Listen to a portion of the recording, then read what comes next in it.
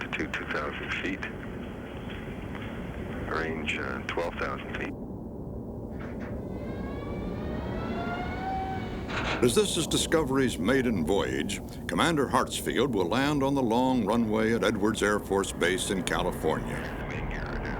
He's got lots of room, but he'd like to touch down on those two black stripes just ahead on the runway. Touchdown, Discovery safely back on Earth, aperture, having traveled 2.17 million nautical miles in 6 days and 57 minutes. Welcome home.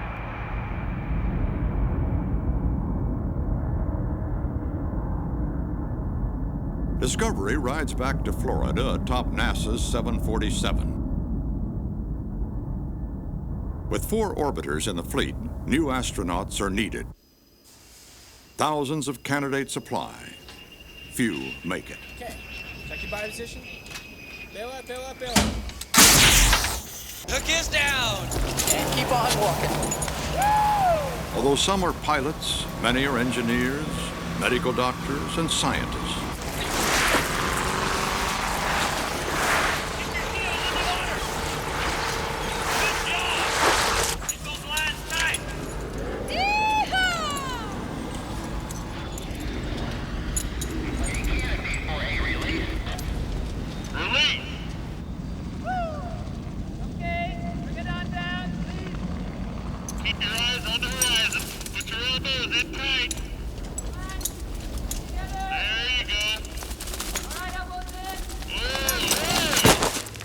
Once selected, the new astronaut develops specific skills leading to an eventual flight assignment. Then, training for that mission begins. This is James Van Hoften, otherwise known as Ox. And this is George Nelson, known as Pinky. Together, they're going to attempt something which has never been done before: the capture and repair of a satellite in space. The satellite, called Solar Max, broke down after its first few months and is now rotating in orbit, partially crippled. Okay, we show a dock. Okay, Lynn, how about if I take Pinky here and roll him upside down? I'll get him back there by the... They will be assisted by astronaut T.J. Hart. And here he goes with a roll. Now, pick him back up again. The shuttle's arm plays a vital role in the repair, and TJ, as they call him, is an expert. And back up to the satellite. Oops. An astronaut, fully dressed in a spacesuit, weighs close to 400 pounds. In space, he'll weigh nothing at all.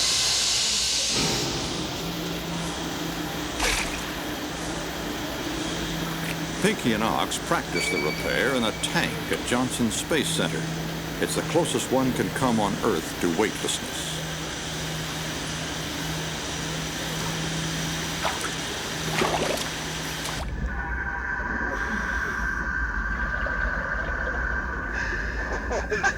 This must be space. Was that great? Houston, challenge you. You're on unreachable. Big echo, big echo. Safety divers, take the subjects down for final ballasting in heads-up position.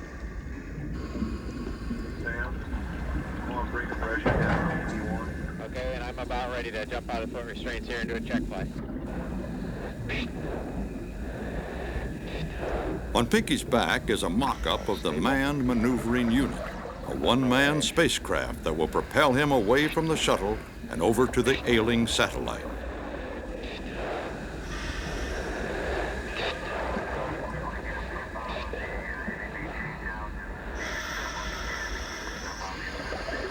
Okay, it's been working. I know. I'll get it, I promise. I tell you, it's not as easy as I had thought, however. For 1 year, they rehearsed this scenario over and over again. And now it's time to go.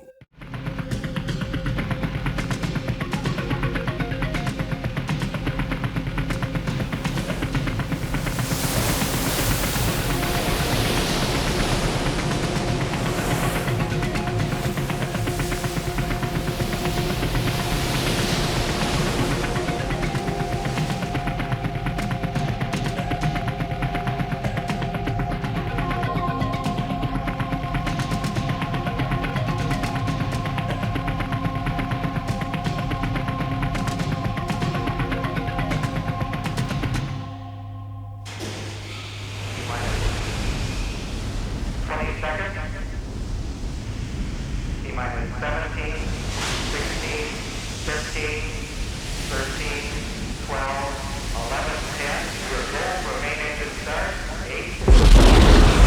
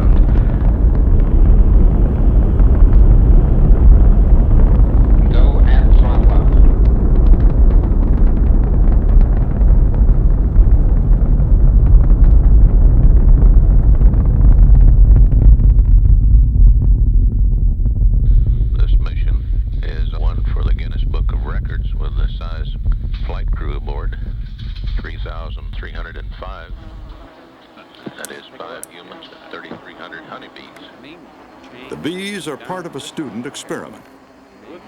Their efforts to build a zero-gravity honeycomb soon capture the curiosity of the crew. There's too many of them in there to really see any sort of a hive, but it sure looks like that. 48 hours into the mission, Commander Bob Crippen and pilot Dick Scobie bring the orbiter toward rendezvous with Solar Max. 12,000 feet, closing at 16 feet per second. Challenger Houston, Solar Max is ready for capture. Roger, we copy, ready for capture. According to plan, Pinky dons the man maneuvering unit. In mission control, the mood is optimistic. Looking good, Pinky. Okay. This is a pretty good flying machine you got here. Roger, I can see the smile on your face from here. Satellite looks in excellent condition. Doesn't work.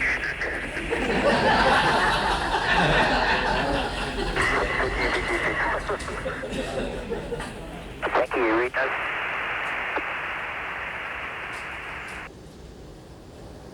Pardon me, I don't know if he's docked yet or not.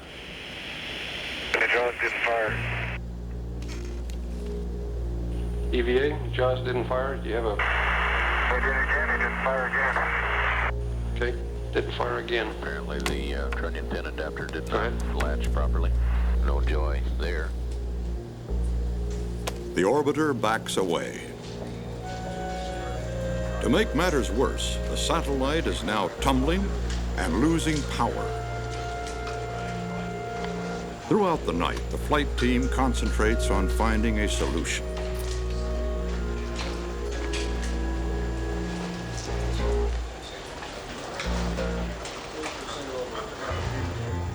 Finally, near dawn, a new plan for the capture is hammered out.